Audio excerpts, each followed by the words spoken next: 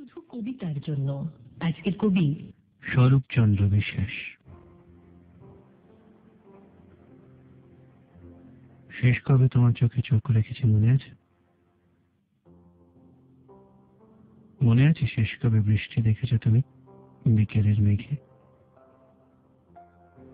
নদীর বুকে যেমন ঢেউ ছিল, ঢেউয়ের গভীরে শ্যাওলা মেঘে এলোমেলো পাথরও ছিল কিছু ছড়ানো ছিটানো। তুমি পড়ন্ত বিকেলের আলো মেঘে ঢেউ দেখেছো, শুধু দেখেছো নদীর অবিরাম পথ চলা। পাথরগুলো দেখোনি কখনো। একবার মনে করে দেখো, শেষ কবে বেঁধে চোখ হয়েছ একা?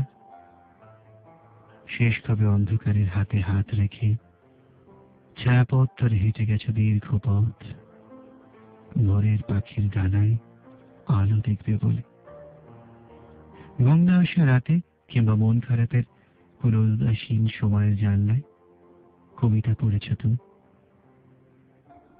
কবিতায় শব্দের আড়ালে লুকিয়ে থাকা কবিকে পারোনি কখনো।